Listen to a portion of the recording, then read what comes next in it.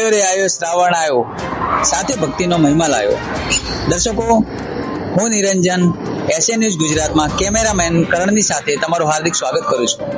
દર્શકો, આપણે સૌ જાણીએ છીએ કે શ્રાવણ માસ એ આપણા હિન્દુ ધર્મની અંદર પવિત્ર માસ ગણવામાં આવે છે. શ્રાવણ માસની અંદર અષાઢ અને શ્રાવણ માસની અંદર અનેક પ્રકારના દેવી દેવતાઓના વ્રતની ઉજવણી થતી હોય છે. લોકો શ્રદ્ધામય બનીને વ્રતની ઉજવણી કરતા હોય છે, વિધિસર ઉજવણી કરતા હોય છે. દર્શકો, આપણે એવા જ એક ધાર્મિક સ્થળ પર પહોંચી ગયા છીએ. અત્યારે અમારી ટીમ આવેલી છે ગુજરાતના અરવલ્લી જિલ્લાના મોડાસા શહેરના મેઘરજ હાઈવે ઉપર ગુરુકુળ સોસાયટીની જસ્ટ બાજુમાં અહીંયા સંત રામપાલજી મહારાજનું એક નામદાન સેન્ટર આવેલું છે. દર્શકો, અહીંયા અમને એવી જાણકારી મળી છે કે અહીંયા એક ભવ્ય સત્સંગનું દિવ્ય સત્સંગનું આયોજન કરવામાં આવેલું છે. દર્શકો, આપણે ત્યાં પહોંચી અને આવેલા શ્રદ્ધાળુઓ પાસેથી જાણકારી મેળવીએ કે આ શ્રાવણ અને અષાઢ માસની અંદર કેટલા દેવી દેવતાઓ અને કયા કયા દેવી દેવતાઓનો વ્રત આવે છે અને એ વ્રતની ઉજવણી શા કારણે કરવામાં આવતી હોય છે, એ વ્રત કરવાથી શું લાભ થતા હોય છે અને તેમનો વ્રત વિશે શું અભિપ્રાય છે. તો બની રહો અમારી સાથે. ધન્યવાદ. દર્શકો, અત્યારે આપણે આવી પહોંચ્યા છીએ સંત રામપાલજી મહારાજના નામદાન સેન્ટર ઉપર. જે અત્યારે વાત કરી તેમ તમે જોઈ શકો છો, અહીંયા સંત રામપાલજી મહારાજના આ પ્રથમ માળે એક નામદાન સેન્ટર છે અને અહીંયા જ આ હોલની અંદર સંત રામપાલજી મહારાજનો દિવ્ય સત્સંગનું આયોજન કરવામાં આવ્યું છે. નીચે તમે પાર્કિંગ વ્યવસ્થા જોઈ શકો છો. કેટલી સરસ મજાની અહીંયા બાઇક ટુ વ્હીલરની પાર્કિંગ વ્યવસ્થા રાખવામાં આવી છે.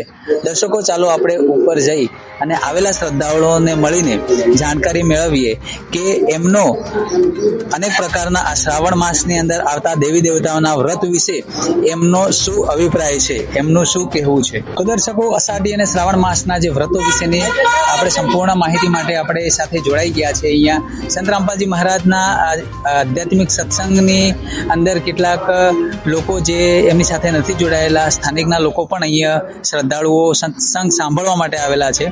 તો એમની પાસે પહેલા આપણે જાણકારી મેળવીએ કે વ્રત વિશે એમને શું કહેવું છે. નમસ્કાર બહેન. નમસ્કાર બહેન, શું નામ છે તમારું? ટીનાબેન. બહેન, તમે ક્યાંથી આવો છો? મેં રસીલપુરથી. બેન, અત્યારે તમે જાણો છો કે હવે આવનારા થોડાક સમયની અંદર શ્રાવણ માસ ચાલુ થવા જઈ રહેલો છે અને ભારતીય સંસ્કૃતિ પ્રમાણે અષાઢ અને શ્રાવણ માસ એ વ્રતોથી ભરેલો છે. જેમ કે ઘણા બધા દેવી દેવતાઓના વ્રતો ઉજવવામાં આવતા હોય છે. તો અમારા દર્શકોને તમે જણાવો કે શ્રાવણ માસની અંદર કયા કયા એવા પવિત્ર વ્રતો આવતા હોય છે, કયા દેવી દેવતાઓના વ્રત આવતા હોય છે? એટલે તો શીતળા સાતમ ને એવું આવે છે, પછી દશામાનું વ્રત આવે છે, પછી શ્રાવણ મહિનો ઉજવવામાં આવે છે, એનું પણ વ્રત આવે છે, 1 મહિનો કરવાનું આવે છે. એવા બધા ઘણા બધા વ્રત આવે છે. મામી.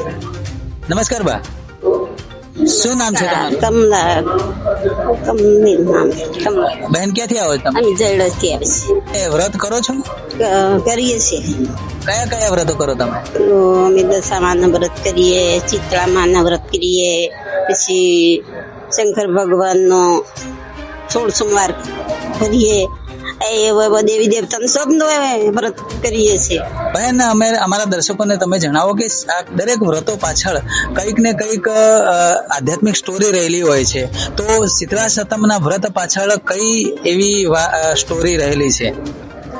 શીતળા સાતમ પાછળ એમ કે એ વ્રત કરીએ તો એમ કે છોકરાઓ દાઝી ગયા હોય કે પછી આપણે એમ કે હાથે એમ ફોલ્લા પડી ગયા હોય એવું હોય તો પછી એ વ્રત કરવાથી એનાથી મટી જાય છે, એમ આરામ પડી જાય છે છોકરાઓને. પછી એ વ્રત આપણો જેમ કે ઠંડુ ખાવાનું હોય છે, છઠ્ઠા દિવસે ખાવાનું બનાવી દઈએ છે સવારમાં, અને પછી રાત્રે એમ કે ઠંડુ પડવા દઈએ અને સાતમના દિવસે ઠંડુ સવારમાં ખાઈએ છીએ. ને સાત ઘેર જઈને સાત ઘરે એમ કે ખાવાનું ઉઘરાવાનું હોય છે. થોડું થોડું જે પૂરી આલે, કોઈ પણ વસ્તુ આલે એ રીતના એમ કે ઉઘરાવાનું હોય છે. પછી એ નીચે મૂકીને 7 કટકા પાડીને નીચે મૂકવાના અને પછી એ કટકા નીચે મૂકીને પછી ખાવાના. એ રીતના વ્રત કરવામાં આવે છે. ખૂબ સરસ. તો તે સિવાય બીજા કયા વ્રતો ઉજવણી થતી હોય છે? આપણે શંકર ભગવાનનું એ વ્રત આવે છે, 16 સોમવારનું વ્રત. બહેન, આજે શ્રાવણ માસની અંદર જે 16 સોમવારનું વ્રત થતું હોય છે, તો એની શું વિધિ છે? એની વિધિ છે કે પેલા શ્રાવણ મહિનાથી સોમવારે ઉપવાસ કરવામાં આવે છે. પછી વહેલા સવારમાં એમ કે શિવલિંગના ઉપર દૂધ ચડાવવાનું આવે છે, પછી બિલ્લીપત્ર ચડાવવાનું આવે છે, પછી એવી રીતના જલ ચડાવવાનું આવે છે, જળ અભિષેક કરવામાં આવે. હા, જલ અભિષેક કરવામાં આવે છે. એવી રીતના એમ કે સેવા કરવામાં આવે. તો તમે શું એ 16 સોમવારનું વ્રત કરો છો? હા. કેટલા સમયથી તમે કરો છો? 5 વર્ષ કરી. નમસ્કાર બહેન, તમે કયા વ્રત કરો છો? શ્રાવણ માસ પૂરો કરો છો કરીએ. અને શેની પૂજા કરો છો? આમાં શ્રાવણ બીલીપત્ર ચડાવીએ, દૂધ ચડાવીએ, જળ ચડાવીએ, એ કરસ. ધન્યવાદ. કેટલાક શ્રદ્ધાળુઓ છે જેમને પાસે આપણે જાણકારી મેળવી કે હિન્દુ ધર્મની અંદર જે શ્રાવણ માસની અંદર જે શંકર ભગવાનની પૂજા થતી હોય છે, શીતળા સાતમના વ્રતો થતા હોય છે, એવા અન્ય ઘણા બધા વ્રતો છે. તો એમની વિધિ પણ જાણકારી મેળવી. હવે આપણે જાણકારી મેળવી છું સંત રામપાલજી મહારાજના અનુયાયીઓને મળીને કે વ્રત વિશે એમની શું ધારણા છે. તો દર્શકો, આપણે અત્યાર સુધી જાણકારી મેળવી જે અહીંયાના સ્થાનિક શ્રદ્ધાળુઓ સત્સંગ જોવા માટે આવેલા હતા સંત રામપાલજી મહારાજનો, એમની પાસે આપણે જાણકારી મેળવી વ્રત વિશેની. હવે આપણે સંત રામપાલજી મહારાજના ફોલોવર્સ આપણી સાથે જોડાઈ ગયા છે. તમે અહીંયા જોઈ શકો છો કે અહીંયા કેટલાક બહેનો આપણી સાથે જોડાયેલા છે. આપણે એમને મળીને આપણે જાણકારી મેળવીએ. નમસ્કાર બહેન. સાહેબ. બહેન, શું નામ છે તમારું? અનિતા દાસી. બહેન, અમારા દર્શકોને તમે જણાવો કે આજે આમ જે આજથી લગભગ 20-25 દિવસ પછી શ્રાવણ માસ ચાલુ થવાનો છે અને અષાઢ અને શ્રાવણ માસની અંદર ઘણા બધા એવા દેવી દેવતાઓના વ્રત થતા હોય છે. આમ તો આખો ભારતની સંસ્કૃતિ પ્રમાણે જોવા જઈએ તો ઘણા બધા એવા દેવી દેવતાઓના વ્રત થતા હોય છે. તો તમારે શું કહેવું છે વ્રત વિશે? વ્રત વિશે તો એવું કે વ્રત કરવાથી કોઈને એમ કે ખુશી કે સુખ મળતું નથી.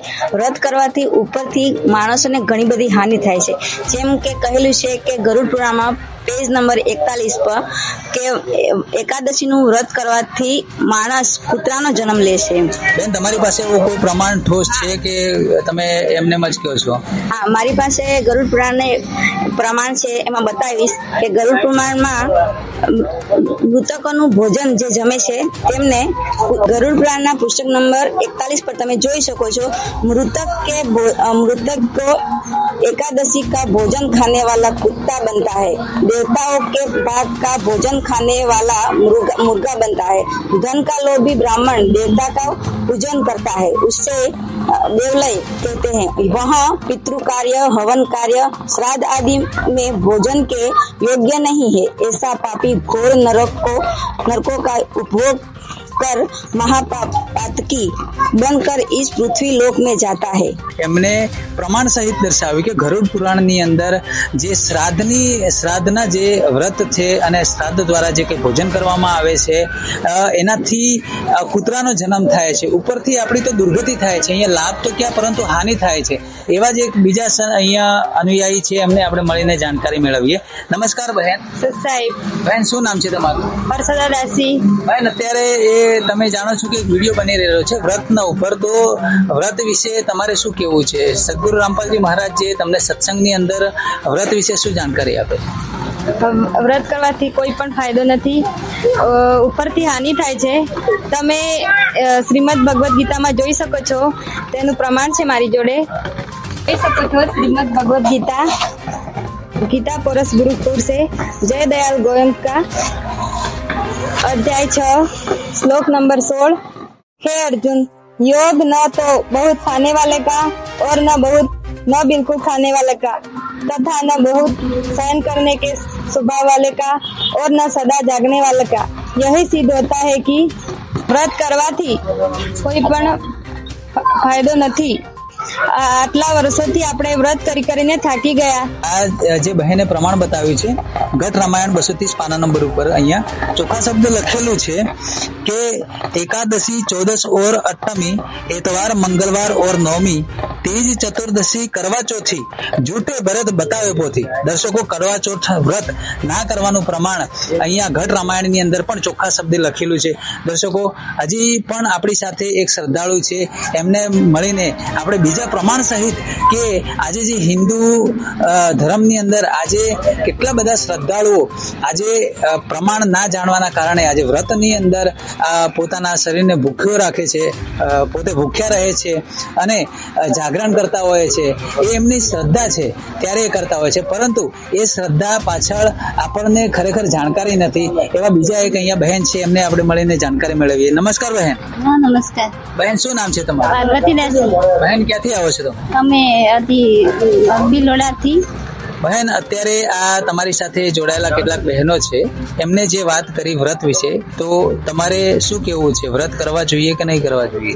વ્રત ન કરવા જોઈએ. વ્રત કરવાથી કઈ ફાયદો થતો નથી. તો દર્શકો આપણે જોયું કે અહીંયા જે સંત રામપાલજી મહારાજના અનુયાયી આવેલા હતા, એમને પાસે આપણે પ્રમાણ સહિત જાણકારી મેળવી કે આજે આ હિન્દુ ધર્મની અંદર આપણે જે કોઈ દેવી દેવતાઓની પાછળ આટલી શ્રદ્ધાથી ભક્તિ કરીએ છીએ, જે કોઈ વ્રત ઉપવાસ કરીએ છીએ, શ્રીમદ ભાગવત ગીતાની અંદર ચોખ્ખું પ્રમાણ છે કે વ્રત કરવાથી કોઈ લાભ કે કોઈ હાનિ થતી નથી, તો પછી વ્રત કરવું એ નિરર્થક છે. તો દર્શકો આવી જ પ્રમાણ સહિત જાણકારી માટે અમારી સાથે બની રહો. એસએ ન્યૂઝ ગુજરાતને ફોલો કરો. ધન્યવાદ.